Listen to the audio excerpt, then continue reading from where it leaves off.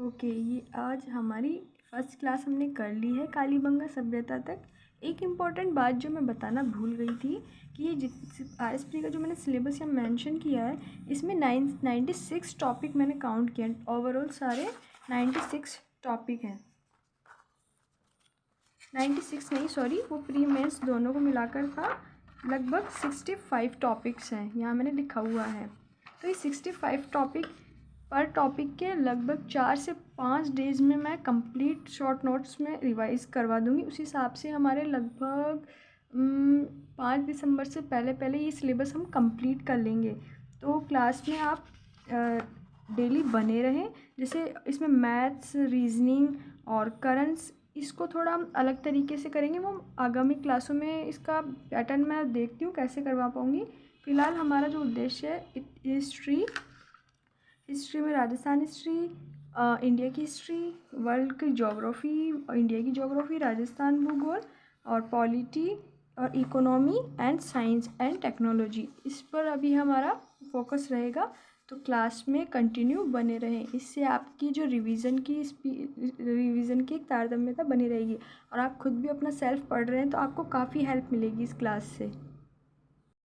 Classes Rajasthan के जितने भी एग्ज़ाम्स हैं, जैसे CET, 12th level, graduation level और अन्य एग्ज़ाम जिसमें राजस्थान की जीके आती है, उसके लिए बहुत यूज़फुल रहेगी।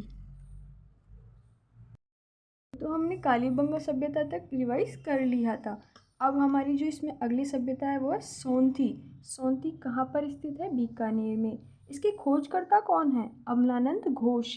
ये भी कालीबंगा सभ्यता की खोज भी इन्होंने की थी और सोंथी बीकानेर की खोज भी इन्होंने की थी 1953। उत्खनन किया 1960 ईस्वी में बीके थापर द्वारा। कालीबंगा प्रथम इसे कहा गया है। आहट सभ्यता उदयपुर में स्थित है। इसकी स्थिति उदयपुर में है। नदी बेड़च या आयड़ ताम्रपाषाण कालीन है, जबकि कालीबंगा कांस्य युगीन थी। ये यानी कि ये तांबे की प्राप्ति हुई है यहाँ से। ये ग्राम्य सभ्यता थी, जबकि कालीबंगा शहरी सभ्यता थी, नगरीय सभ्यता थी। इसका कालक्रम कार्बन 14 डेटिंग पद्धति द्वारा 2000 ईसा पूर्व से 1200 ईसा पूर्व निकाला गया है। इसके खोजकर्ता कौन है? ऐसे आहड़ ऐसे अक्षकीर्ति व्यास। ऐसे आहड़ ऐसे अक्षकीर्ति व्यास। 1953। उत्खनन कब हुआ? 1953 से 1956 के बीच। और उत्खनन करते हैं यानी कि इनके हेल्पर कौन है? आरसी अग्रवाल और विजय कुमार।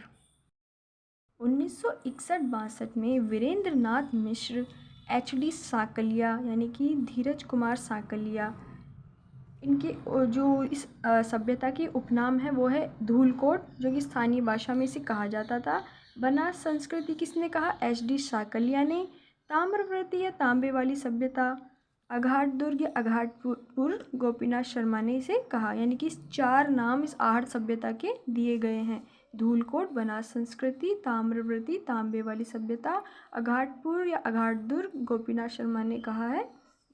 इसके प्रमुख अवशेष या प्रमुख साक्ष्य देख लेते हैं। यह एक ग्रामीण सभ्यता थी जिसमें मकान दूर दूर बने हुए थे। मकान आयताकार, पक्की ईंटें, पक्का आंगन, छत लकड़ी से निर्मित। एक ही मकान में 6 चूल्हे, संयुक्त परिवार, जल निकासी हेतु चक्रकूप, रेन हार्वेस्टिंग पद्धति, मिट्टी के छिद्रयुक्त बड़े बर्तन, जमीन में गाड़कर जल निकासी करना। व्यवसाय, तांबा गलाने की भट्टियां प्राप्त हुई है। बाह्य संबंध, बिना हत्थे का जलपात्र प्राप्त हुआ है। संबंध ईरान व बलूचिस्तान से माना गया है, क्योंकि यहाँ पे बिना हत्थे का एक तो जलपात्र मिला है। 6 यूनानी मुद्राएं मिली है। 3 मोहरें हैं जिसमें एक तरफ तीर व तरकश है, दूसरी तरफ यूनान के देवता अपोलो डॉट्स की जो चित्र अंकित है। लैपिस माजुली, इसका अर्थ होता है नीले रंग का चमकीला पत्थर। लैपिस माजुली नीले रंग का चमकीला पत्थर। मृदभांड यानी मिट्टी के बर्तन, यहाँ से निम्न मृदभांड यानी कम मृदभांड प्राप्त हुए और उनका कलर भी कैसा है? लाल व काला। उल्टी तपाई विधि से बने हुए मिट्टी का बैल प्राप्त हुआ है, जिसे बनासियल बुल कहा गया है। गोरे व कोटे, अनाज पात्र रखने के जो पात्र होते थे उन्हें गौरे या कोटे कहा जाता था। इनके अन्य अवशेष में मिट्टी का दीपक, जो कि धर्म का प्रतीक है। भोजन व गेहूँ यानी शाकाहारी थे। आप मतलब भोजन गेहूँ था इनका, यानी शाकाहारी थे। आभूषण के साथ दफन, यानी जिसमें लड़ियाँ, हार, कर्णफूल ये प्राप्त हुए हैं। मापतोल, बाट, मनके। उत्खनन, इस 3 स्तर में हुआ है। प्रथम स्तर में स्फटिक पत्थर, माइक्रोलिथ। द्वितीय स्तर तांबे गलाने की भट्टी। तृतीय स्तर मृदभांड। अन्य महत्वपूर्ण बिंदु में सर्वाधिक उत्खनन किस क्षेत्र का हुआ है? धूलकोट स्थान का। नदी कौन सी? बनास। मेवाड़ शासक अल्लट काल का शिलालेख यहाँ से प्राप्त हुआ है। मेसोपोटामिया सभ्यता के अवशेष भी यहाँ पर प्राप्त हुए हैं। थर्ड स्तर में 73 लोहे के छोटे औजार व 6 बड़ी वस्तुएं प्राप्त हुई है, यानी कि लोहे की बहुत बड़ी, मतलब वैसे ताम्रपाषाण, ये मत भूलना कि ताम्रपाषाण कालीन सभ्यता है, और जबकि लोहे की मात्रा काफ़ी ज़्यादा प्राप्त हुई है यहाँ से। बालाथल सभ्यता, यह उदयपुर में स्थित है। आहड़ के समान ही है, आहड़ में स्थित।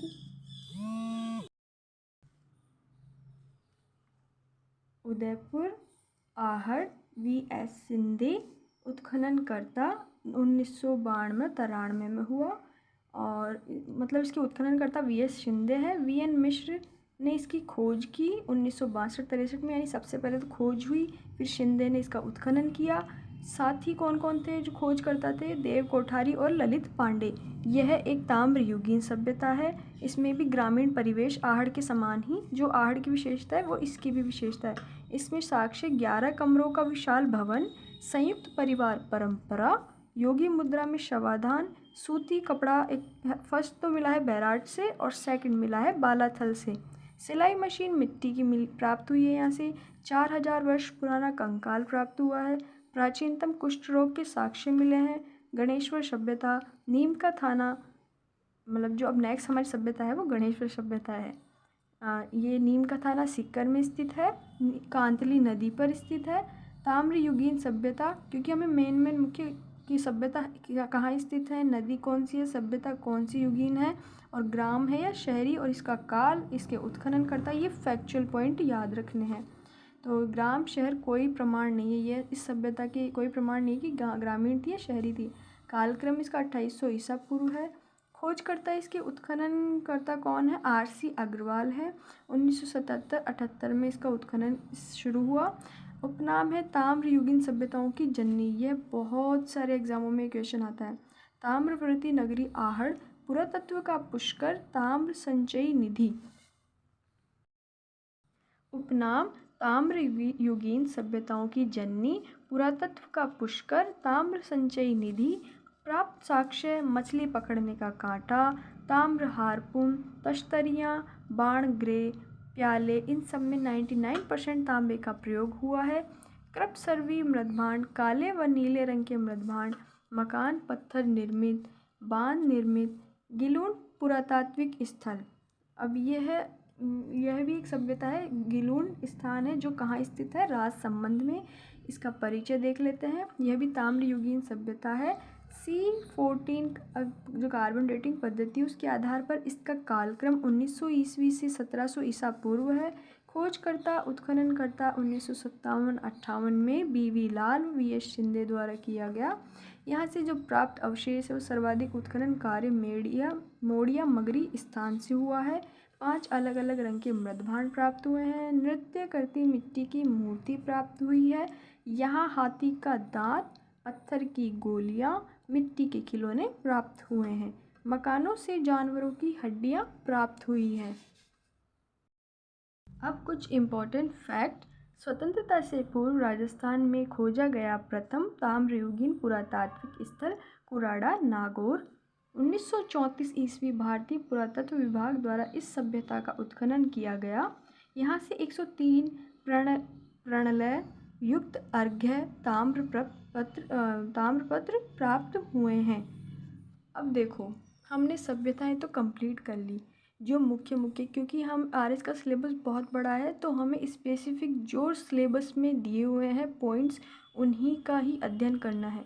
अब इस टॉपिक को मैंने आपको एज अ शॉर्ट नोट्स में रिवाइज तो करवा दिया है। अब आप खुद से इसके लगभग इस टॉपिक से जो सभ्यताएं हैं राजस्थान की उससे बनने वाले जितने MCQ, मेरा तो मानना ये है कि अगर पर डे के हिसाब से हम अब मेहनत कर ही रहे हैं तो 300-400 MCQ तो हमें निकाल ही लेनी चाहिए, जिससे इस और मतलब स्टार्टिंग इतना हमें अगर भारी लगे तो 100 या 200 MCQ तो एटलीस्ट निकाल लेने चाहिए, जिससे ये टॉपिक हमारे 90% दिमाग में फ़िट हो जाएगा।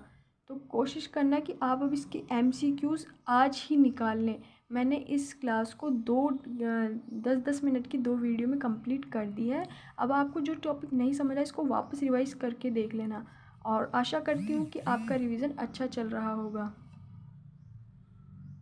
तो अब नेक्स्ट क्लास हमारी जो नेक्स्ट क्लास होगी वो मैं बाद में बनाऊँगी।